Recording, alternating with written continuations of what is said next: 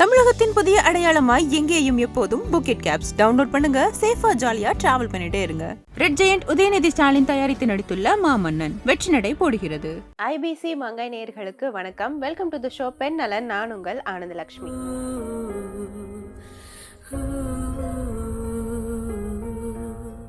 இன்னைக்கு நம்ம வீடியோல பார்க்க போற டாபிக் என்ன அப்படின்னு பாத்தீங்கன்னா, நிறைய பேர் வந்து பிகினர்ஸா இருப்பீங்க ஒர்க் அவுட் பண்றதுல. ஒர்க் அவுட் அப்படின்னு எடுத்துக்கிட்டீங்கன்னா, நீங்க வீட்லயே பண்ற ஒர்க் அவுட்ஸா இருந்தாலும் சரி, ஜிம் தான் போகணும் அப்படின்னு அவசியம் கிடையாது. வீட்லயே ஏதாவது எக்ஸசைஸ் பண்ணியிருந்தாலும் சரி, அல்லது யோகாஸ் நீங்க ட்ரை பண்றதா இருந்தாலும் சரி, இந்த மாதிரி பிசிக்கல் ஆக்டிவிட்டி பேசிக்கா நீங்க என்ன ட்ரை பண்ணாலும் பிகினிங் ஸ்டேஜ்ல நிறைய டவுட்ஸ் வரும். ஸோ ஒரு சில கிளாரிஃபிகேஷன்ஸ் இருக்கலாம், ஒரு சில விஷயத்துல ரிலாக்ஸேஷன் பண்ணிக்கலாமா அப்படின்ற மாதிரியான டவுட் இருக்கலாம். ஸோ இந்த மாதிரியான பேசிக் திங்ஸை கவர் பண்ணி தான் இன்னைக்கு நம்ம வீடியோல பார்க்க போறோம். கண்டிப்பா இது உங்களுக்கு யூஸ்ஃபுல்லா இருக்கும்.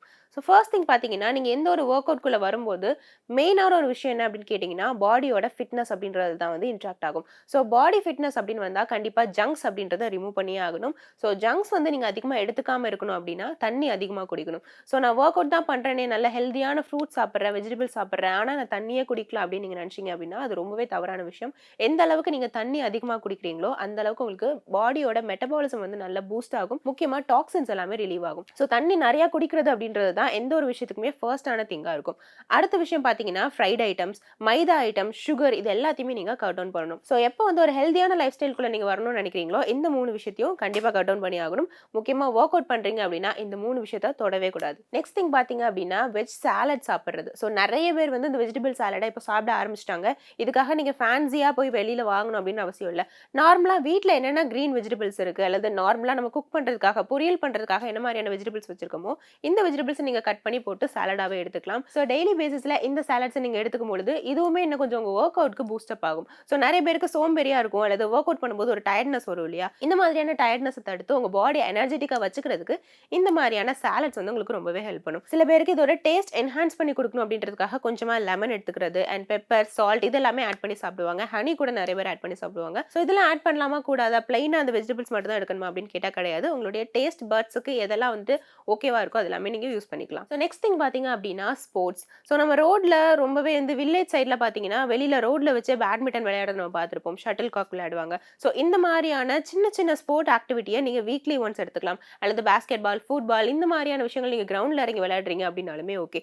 ஸோ ரெகுலரா ஒர்க் அவுட் பண்ற பர்சன் அப்படின்னா கண்டிப்பா நெக்ஸ்ட் ஸ்டெப்பா ஏதோ ஒரு ஸ்போர்ட் நீங்க விளையாடுறத அட்லீஸ்ட் வீக்லி ஒன்ஸ் ஆகுது ட்ரை பண்ணுங்க. ஸோ லேடிஸ் அப்படின்னு வரும்போது ஒர்க் அவுட் வந்து பீரியட்ஸ் டைம்ல பண்ணலாமா கூடாது அப்படின்றது ஒரு பெரிய கொஸ்டின் மார்க்காவே இருக்கும். ஸோ அது எல்லாமே தனிப்பட்ட விருப்பம் அப்படின்னு தான் நான் சொல்லுவேன். ஸோ உங்களோட பாடி வந்து ரொம்ப எனர்ஜி இல்லாம இருக்கு, ஆல்ரெடி அதிகமான கிராம்ஸ் இருக்கு அப்படின்ற பட்சத்தில் நீங்க ஒர்க் அவுட்டை தவிர்த்துக்கலாம். சில பேர் வந்து ஒர்க் அவுட் பண்ணாம என்னால இருக்கவே முடியாது அப்படின்ற மாதிரி இருப்பாங்க. ஸோ அந்த மாதிரி பர்சனா இருந்தீங்க அப்படின்னா நீங்க லைட்டான ஒர்க் அவுட்ஸ் எடுத்துக்கலாம். ஸோ இன்ஃபேக்ட் என்னன்னா, உங்களுக்கு பீரியட்ஸ் டைம்ல நீங்க ஒர்க் அவுட் பண்ணும்போது அதிகமான கேலரிஸ் வந்து உங்களுக்கு பேர்ன் ஆகும். ஸோ இந்த டைம்ல உங்களுக்கு இருக்கக்கூடிய மூட் ஸ்விங்ஸா இருக்கட்டும், அதிகமான கிரேவிங்ஸா இருக்கட்டும், இதனால அதிகமான கேலரி இன்டேக் நீங்க எடுத்துக்கிட்டீங்க அப்படின்னா இந்த டைம்ல நீங்க ஒர்க் அவுட் பண்றது மூலியமா அந்த கேலரியை, எக்ஸ்ட்ரா கேலரியை உங்களால பேர்ன் பண்ண முடியும். ஸோ இது எல்லாமே பண்ணலாம் பண்ணக்கூடாது அப்படின்றதுக்கான சயின்டிபிக்கலான ஒரு விஷயம் அப்படின்றது எந்த இடத்துலயுமே ரிப்போர்ட் பண்ணல. So if your body is okay, நீங்க கண்டிப்பா வந்து ஒர்க் அவுட் பண்ணலாம்.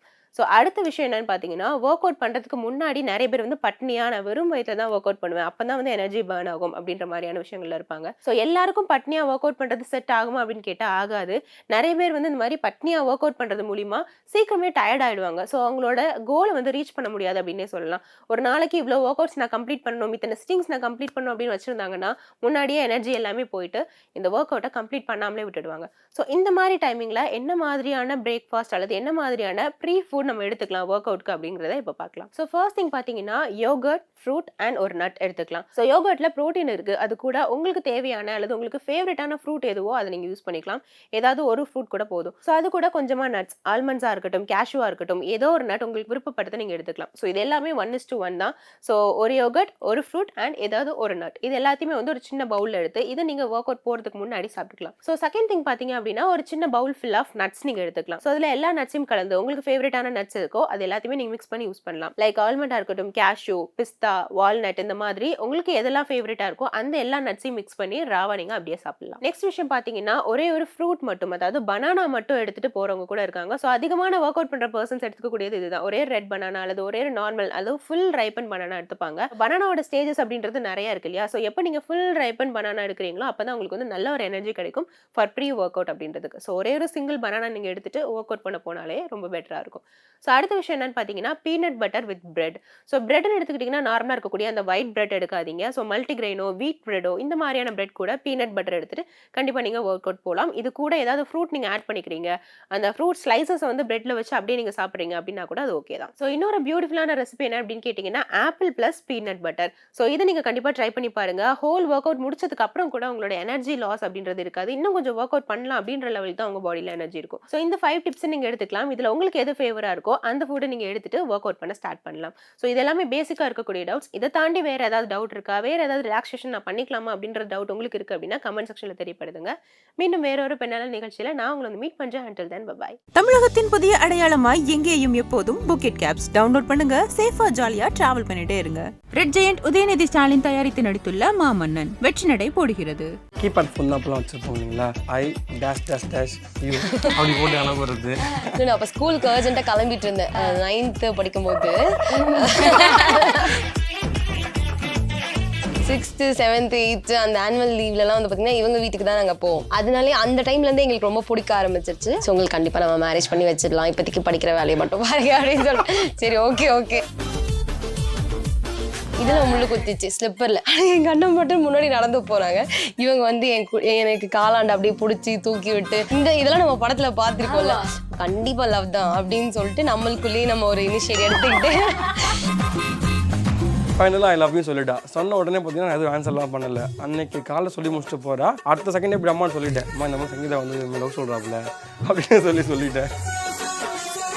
ஸோ நீங்கள் வெளியே போகிறதுக்கு வீட்டில் எல்லாம் என்ன சொன்னாங்க, உங்களோட வெளியே போகிற மூமெண்ட் அதெல்லாம் பற்றி சொல்லுங்கள். யூடியூப் ஆரம்பிச்சதுக்கு அப்புறம் தான் பார்த்தீங்கன்னா தனி ட்ராவல்லாம் பண்ணிட்டு வந்தார். அது வரைக்கும் பார்த்தீங்கன்னா ஃபேமிலி தான் எல்லா இடத்துக்கும். எங்கள் அப்பா எங்கே போனாலும் எங்கள் எல்லாரையும் ஒன்றா தான் கூட்டிகிட்டு போவார். இப்போ ஃபேமிலியாக லவ் பண்ணியிருக்காங்கப்பா. நான் நினைக்கிறது என்னோட பர்செப்ஷன்ல இருந்து என்னாலையும் வேற ஒருத்தவங்க கூட வாழ்றதுன்றது கஷ்டம், இவங்களாலையும் வேற ஒருத்தவங்க கூட வாழ்றதுன்றது கஷ்டம். எங்க 2 பேரையும் ஆண்டவனா பார்த்து தான் சேர்த்து வச்சிருக்கான். பேபியாஸில் கன்சீவ் ஆகிட்டாங்க. இப்போ பாப்பா பிறக்க போகுது. ப்ரைவேட்டாக போய் நம்ம பார்க்கல, கொஞ்சம் கவர்மெண்ட் தான் பார்க்குறோம். அந்த மொமெண்ட் கூட சரிதான். என் மாமா கிட்ட என்ன இருக்குது, எனக்கு கிடச்ச லைஃப், எங்கள் மாமா எனக்கு தர முடிஞ்ச லைஃப், அது எனக்கு போதும். அது ஒரு சின்ன மூஞ்சி கூட சொல்லிக்காமல் அந்த இடத்துல போய் பார்த்துக்கிறது வந்து எனக்கு ரொம்ப அது அன்சரமே எனக்கு ரொம்ப